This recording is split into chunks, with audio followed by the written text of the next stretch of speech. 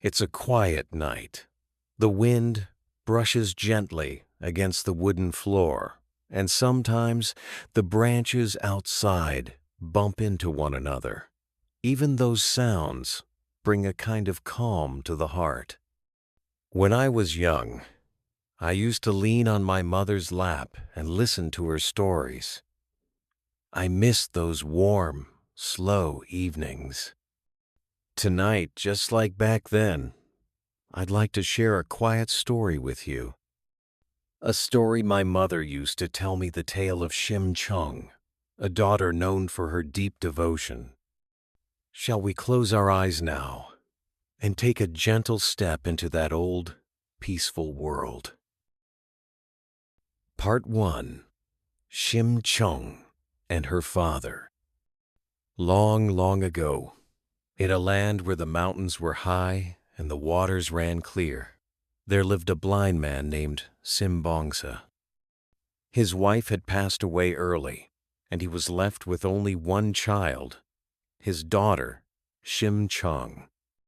Though she had grown up without a mother, Cheong had the brightest heart and the kindest soul. Every day she led her father to the village well, cooked their meals, swept the house, and sometimes went to the market to sell her needlework. People would often say, "How can such a young girl be so wise and mature?" Simbongsa was proud of her, but also quietly heartbroken. If only I could see, he thought. If only I could take in her beautiful face with my own eyes. And because she knew his sorrow, Cheong cared for him with even more love. Her days were never short.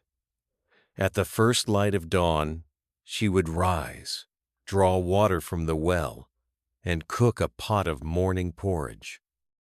She would cool it down just a little and gently place it in her father's hands. As he ate, Simbongsa would feel for her hand, hold it softly, and say, "Thank you, Cheong. What daughter could be more kind than you?" And Cheong would smile and reply, "Father, it was you who taught me the warmest heart in the world." In that small and simple life, their love bloomed quietly, deeply, and beautifully. Part 2. The promise of 300 bags of rice. One day, a monk from a nearby temple came to the village. He walked from house to house and said, "If someone offers 300 bags of rice to the Buddha, their deepest wish will be granted." Many villagers were doubtful, but Simbongsa's heart began to stir. What if I could really see again? Cheong heard his words, and quietly she made a promise to herself. If she could grant her father's lifelong wish, if she could help him see the world even just once, then no price would be too great. That night, and many nights after, Cheong knelt down and prayed. "Dear Buddha, please give my father light. Let him see the sky, the ocean, and me." Perhaps her prayer rode on the wind and reached the temple under the moonlight. Part 3. Offering herself to the sea. Not long after, word spread through the village. A group of merchants, preparing to cross the sea, was seeking a young maiden to sacrifice to the sea god so that their journey could be safe. When Cheong heard this, she said nothing. She simply walked to the merchant's camp and spoke calmly. "I will be the one.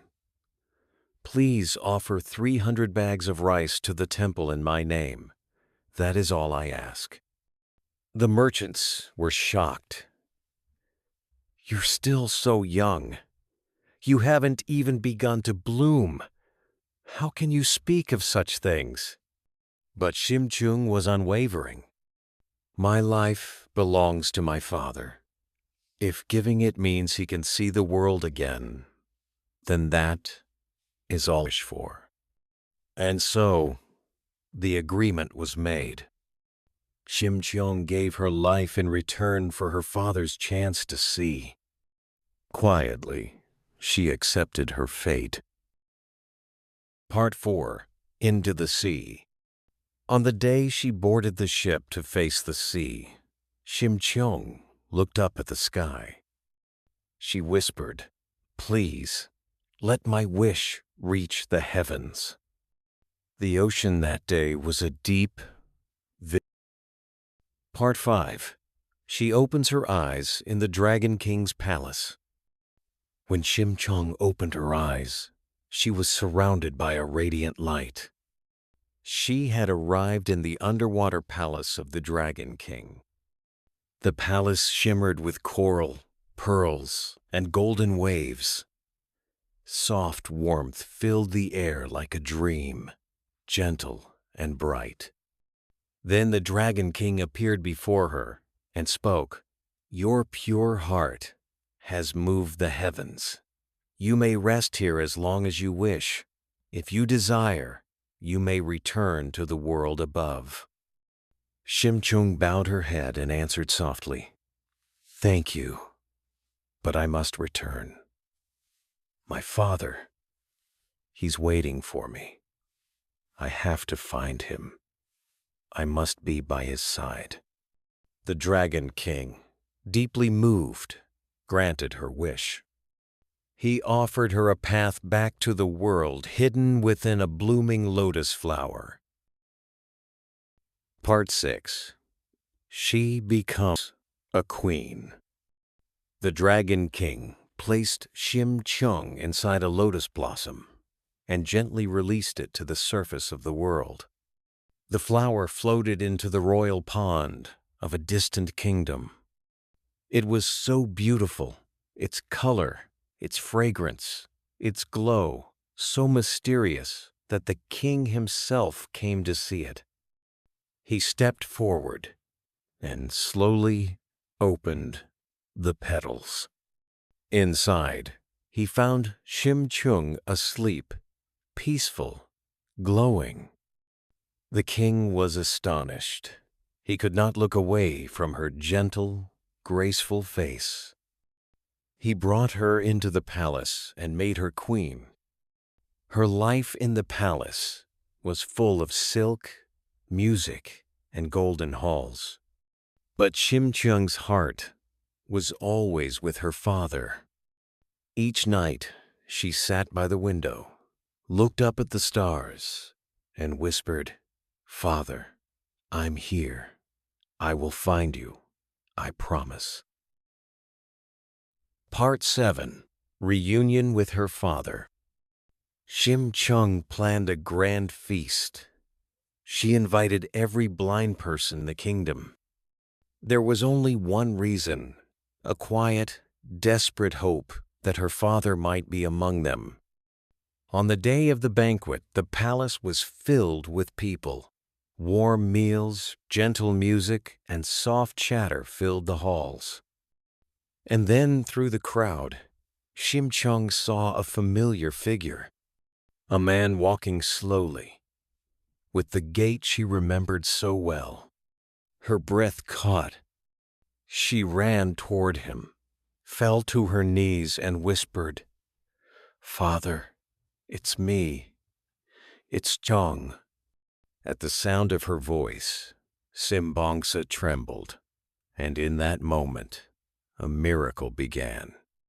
His eyes opened, light returned to him, and the first thing he saw was the tearful smile of the daughter he had missed for so long.